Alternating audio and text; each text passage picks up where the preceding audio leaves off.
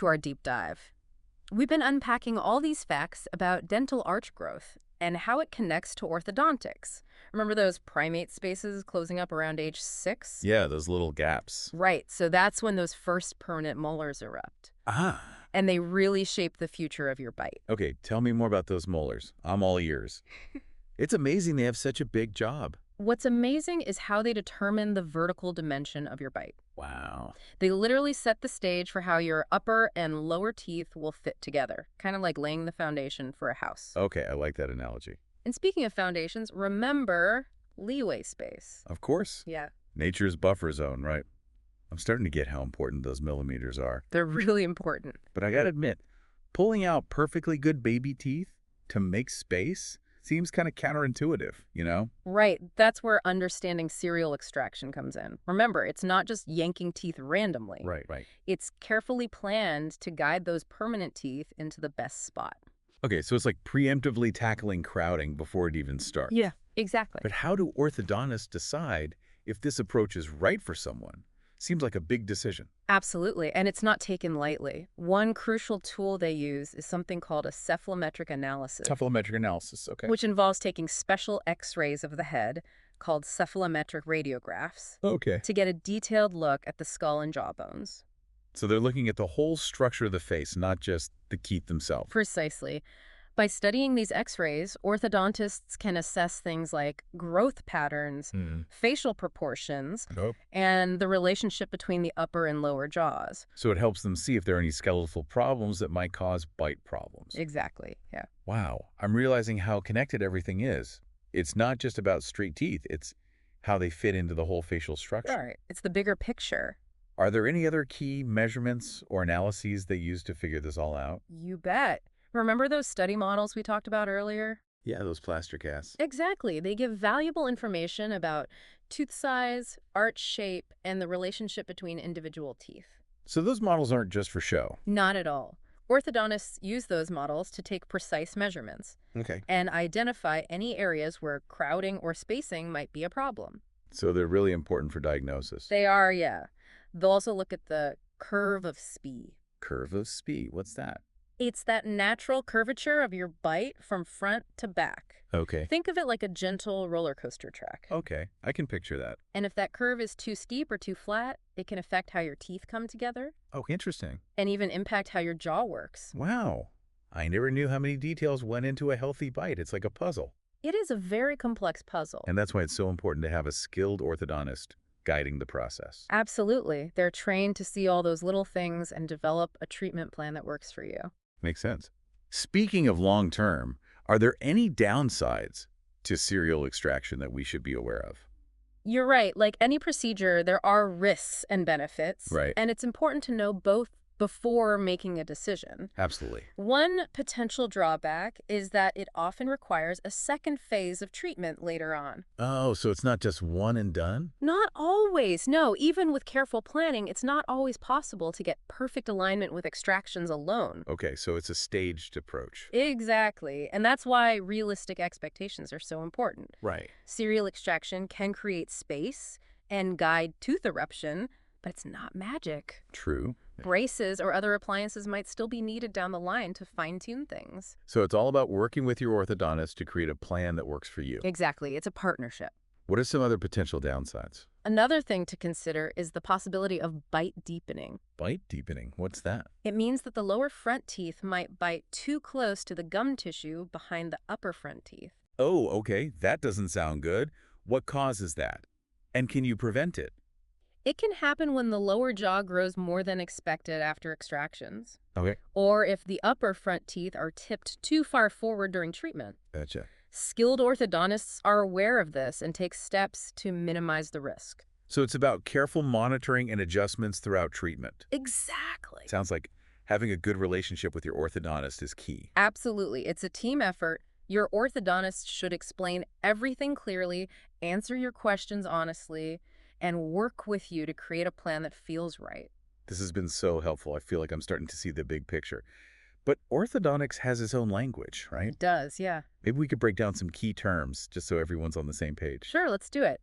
Understanding the lingo is key for having informed conversations about your treatment. Absolutely. Let's start with malocclusion, which just means bad bite. Malocclusion. Okay. You've probably heard of overbite and underbite. Yeah, of course. Those are types of malocclusions. So malocclusion is the general term for any kind of bite misalignment. Right. I'm guessing there are different classifications of malocclusions, though. You bet. Orthodontists use a system to describe the specific type. Okay. The most common is class I malocclusion, which is basically a normal bite. Okay. The ideal. Yeah, where the upper and lower teeth align pretty well. Gotcha. But what about overbites and underbites? Where do they fit in? An overbite is technically called a class II malocclusion. Oh. This is where the upper jaw and teeth stick out way over the lower jaw and teeth. Okay, makes sense. And an underbite is known as a class III malocclusion. Okay. That's where the lower jaw and teeth are in front of the upper ones. This is all making a lot more sense now.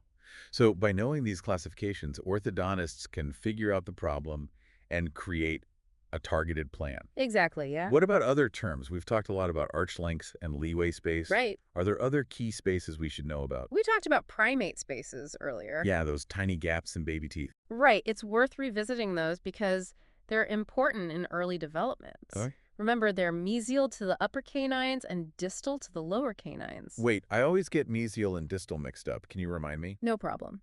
Mesial means the surface closest to the midline of the face. Okay.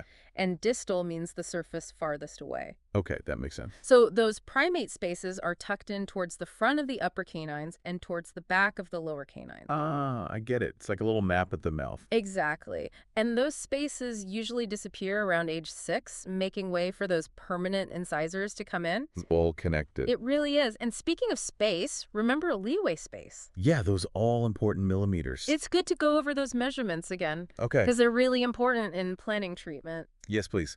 Remind me how much leeway space we're talking about and when it usually goes away. In the lower arch, you typically have about 1.7 to 2.5 millimeters of leeway space per side. Yeah. And in the upper arch, it's a bit less, around 0.9 to 1.5 millimeters per side. Gotcha. This space is slowly lost as those permanent canines and premolars erupt, usually around 11 or 12 years old. So those millimeters are really important. They are. And it's a race against time, huh? In a way, yeah. If those problems aren't addressed early, those permanent teeth might not have enough room. Exactly. You need that space. That's why early orthodontic checkups are so important. Absolutely crucial. By monitoring a child's development and spotting potential issues early, Yeah. orthodontists can intervene and guide those teeth into their ideal spots. This has been an amazing crash course in dental terminology. I feel like I can actually talk to an orthodontist now. That's great. But I'm curious, what if someone misses that early intervention window? Are there still options for fixing things later? That's a great question, and one we'll definitely explore in the next part of our deep dive. Okay, looking forward to it. We'll talk about adult orthodontics, the challenges, and some of the amazing advancements that are changing things for adults. Awesome, can't wait. Welcome back. We've been on this journey exploring dental arch growth and orthodontics. It's quite a world. It really is. It's amazing how much is happening under the surface of our smiles. Right. We've talked about early intervention, but what about those of us who, missed the boat on that? Yeah. Is there any hope for us grown-up grin folks?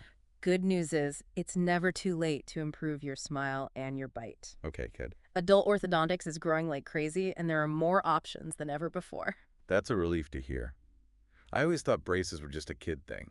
Yeah, a lot of people think that. But I imagine treating adults has its own unique challenges compared to kids. You're right, there are some key differences. With kids, we have growth and development on our side. Oh. We can often guide jaw growth and tooth eruption better, leading to bigger changes. Make sense? With adults, growth has stopped. Right. So we're working within those existing boundaries. So it's more about refining what's already there, not making huge changes. Does that limit what you can achieve with adult orthodontics? Not at all.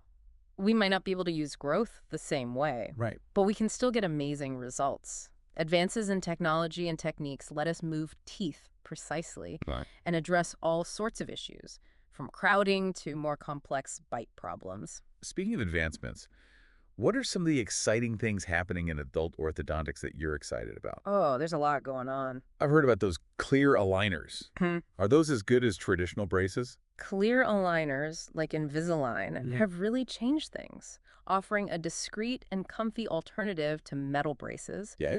They use a series of clear, removable trays to gradually move teeth. I can see why those are appealing, especially for adults. Right. But can they handle tough cases, or are they just for small fixes? Clear aligners have come a long way. Okay. They can effectively treat a lot of issues: crowding, spacing, overbites, even some underbites. Wow, that's pretty impressive. But it's really important to talk to an orthodontist to see if they're right for your specific needs. Right, so it's not one size fits all. Exactly. Are there any other new things in adult orthodontics that you're excited about?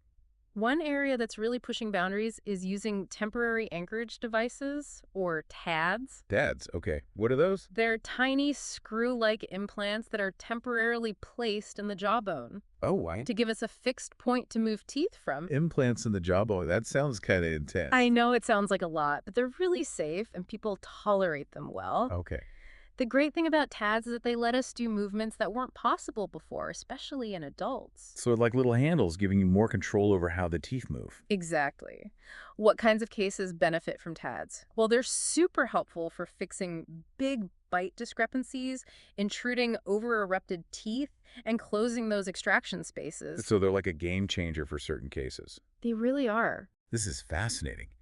It seems like orthodontics is constantly changing, with new technologies popping up all the time. It's a really dynamic field, and that's what makes it so exciting. Yeah, I can see that. We're always looking to improve how we treat people, make it more comfortable for them, and get more predictable results. That makes sense. It's all about healthy, beautiful smiles that last.